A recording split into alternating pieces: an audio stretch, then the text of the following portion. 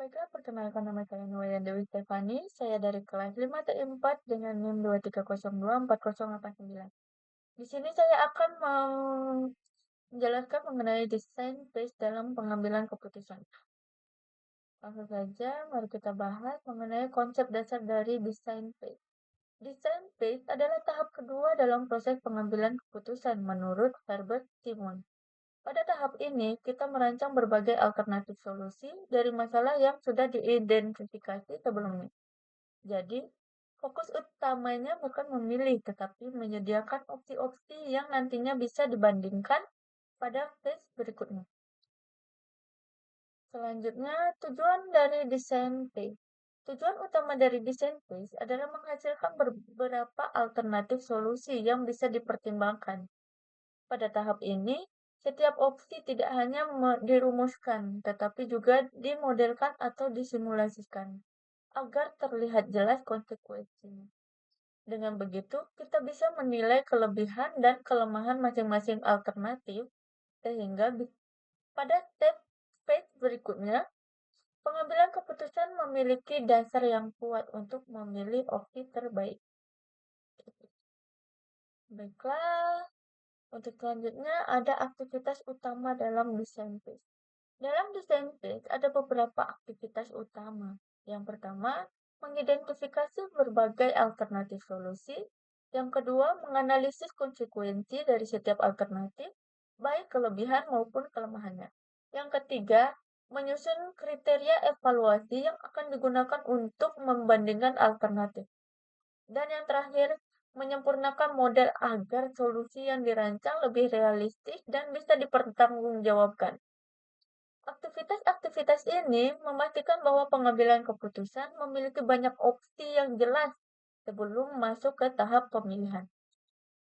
Selanjutnya, ada contoh kasus desain phase.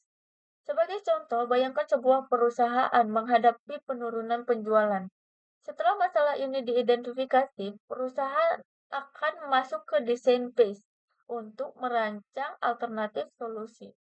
Beberapa opsi yang bisa dipertimbangkan adalah dengan meluncurkan promosi online, memberikan diskon pada pelanggan lama, atau bekerja sama dengan influencer. Masing-masing alternatif tentu punya konsekuensinya.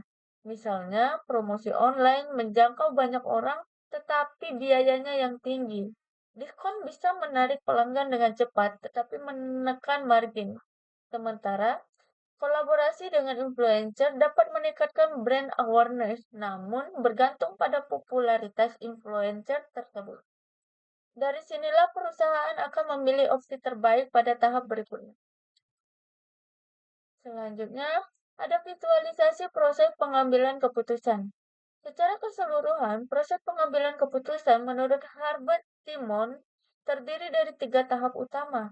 Yang pertama ada intelligent phase, di mana kita mengidentifikasi dan memahami masalah.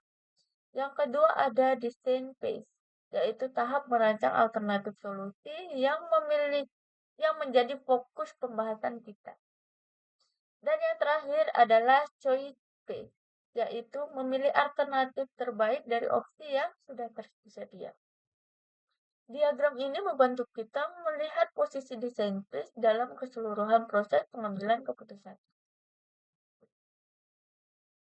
Baiklah, setelah membahas dari awal hingga akhir, mari kita membahas mengenai kesimpulan singkat yang telah saya buat. Desain phase adalah bagian penting dalam proses pengambilan keputusan. Tahap ini memungkinkan kita untuk merancang berbagai alternatif solusi, lalu menimbang kelebihan dan kelemahannya. Dengan begitu, keputusan yang diambil tidak hanya berdasarkan insting, tetapi atas dasar pertimbangan yang lebih rasional dan objektif. Sekian, sekian dari presentasi saya. Terima kasih sudah menonton. Jika ada pertanyaan maupun tambahan bisa ditambahkan di kolom komentar. Bye-bye.